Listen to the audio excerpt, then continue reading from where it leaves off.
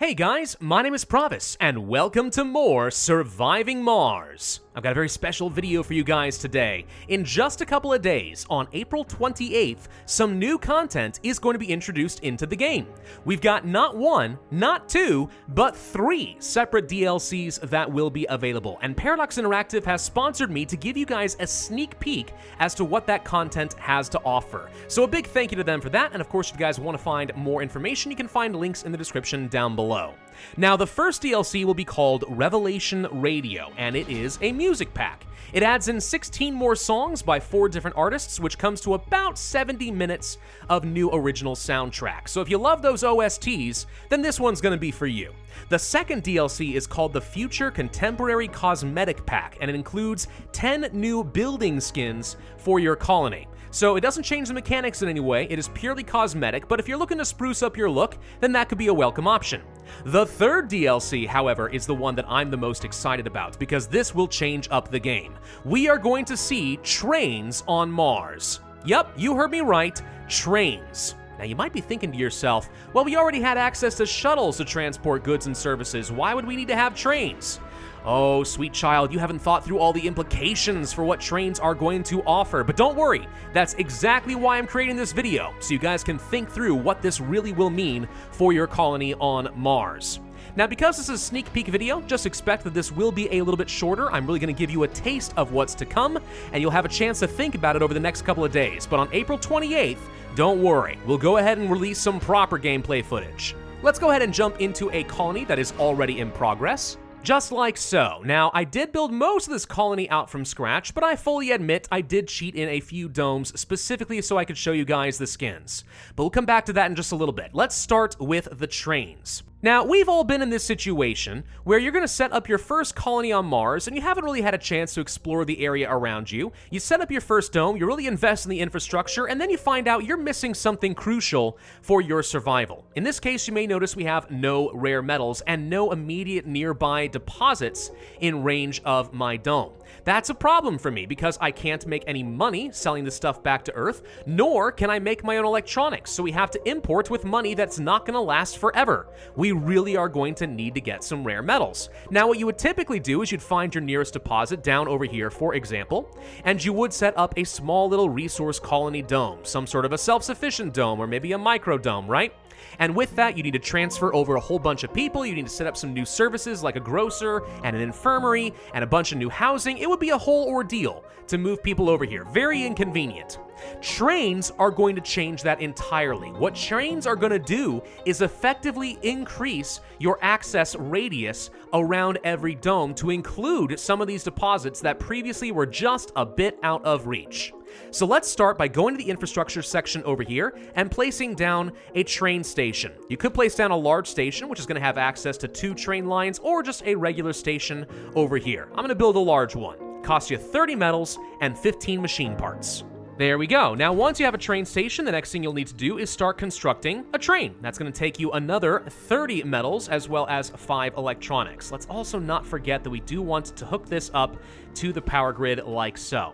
You'll also notice underneath the train station is a special supply hub. You can manage what resources are stored here. The idea being that the trains can automatically transport some resources back and forth if necessary. And then while all of that is going on, I've already set up a smaller train station located over here next to the rare metals extractor where I am planning on extracting my rare metals. And then once that is set up, the next thing to do is to set up a track. So we can choose one of these train lines like over here, and we're just going to go ahead and click and drag some of this out this way, and then hook them up between the stations. Just like so. Now, of course, it's going to take a fair bit of concrete to build, but that's no problem. Perfect. Now, with the train track set up, we need to assign our train to the respective track. So what we'll do here, once this is built up, which is right about now, we will send out a train and simply click on the track, and boom, there is our train right over there, ready to go. So at this point, what should automatically start to happen is any jobs located over here at the rare metals extractor are going to get filled by people living in range of the train station, and they're automatically going to be traveling over here for their respective shifts. I mean, a power surge certainly doesn't help with that, though. Let's fix that real quick. There we go, and while that's been worked on, you can see here that sure enough, some people are being assigned to this job. In fact, there's the first person right over there. Just simply got on the train and walked over. So the train should already be heading back to the main base. It's going to pick up a handful more people if they're looking for some work and drop them off just like that. It'll keep going back and forth so long as power is being provided at both sides of the station. Panic! I didn't plan on that, but there you go. That's completely fine. And now we're full on workers at our rare metal extractor. This is a huge change for the game. Do you know why? Because one, it means that your initial placement is not as crucial as before, right? You don't have to worry about restarting just because you weren't perfectly located next to the materials you were going to need. And two, it allows us to build a far more centrally localized population. This is very important. It lets us be more efficient with our populace. We don't have to worry about setting up domes and wasting 6 different people on jobs like an infirmary, like a diner, when instead the workers should just come back home at the end of the day and everything's already set up for them. It saves us resources, it saves us jobs, it keeps everything close together so they can take advantage of different dome services. This is kind of huge. Now, that doesn't mean that this doesn't come with some risks. For example, you might think that a long track like this is going to be particularly vulnerable to meteors, and you would be right. There's a lot of area to be covered. If this thing got struck by a meteor and people were left on the wrong end, they could suffocate pretty quickly, unless you get your bots out here to repair it right away, which of course you would want to do. But on the other hand, the trade-off is that trains do function normally even during a great dust storm. Shuttles couldn't do that before, and there were situations in even some of the playthroughs on this channel where people would get stranded in terrible locations because the shuttles simply couldn't bring them where they needed to go. Trains are a way around that. In fact, if you wanted to, you could create a giant hyperloop all around the map and have clusters of domes all over the place. And you could actually have people transported back and forth with no problem. That's pretty darn cool. Cold waves will slow down your trains at least a little bit, but I don't think that's going to matter all that much. The most important thing is to keep delivering people where you need them and deliver those resources. There are going to be some ways to improve those trains. If you take a look at the research here, you might see that there are a few unique technologies now available. Let's see if I can find one real quick. There should be such things as underground trains. There I go. I actually already researched it. Boom.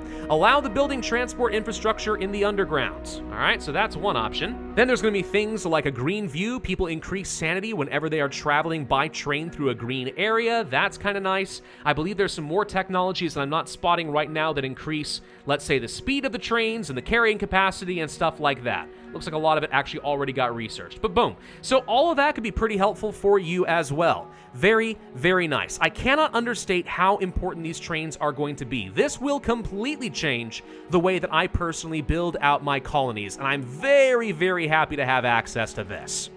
Now, the next DLC I want to move on to, of course, is the cosmetic skins, and that's where these buildings are going to come into play. I'll go through this fairly quick, but in no particular order. We have new skins for the Humble Grocer. You recognize this thing, and boom! Now it looks completely different. Again, doesn't change the functionality at all, just looks cool if you want to have a change of pace. The art store has a new skin as well, so does the electronics store. Very, very different. Hydroponics have a couple of skins to work with. This is the new one. Very different look here, very blocky. Apartments also had some skins available that mostly reoriented it or changed the colors up. We also have access to a pretty cool looking apartment building like this, and then boom, that looks more in theme with everything else now, doesn't it? The Hawking Institute has a new skin, very different here. Awesome orb at the beginning, kind of reminds me of a space ball. And the casino complex can turn into a glorious pyramid. The network node over here looks very different once you get this done. Again, kind of fitting with the theme of everything else over here. And we also have a new skin for the Hanging Gardens. Boom, looks like that.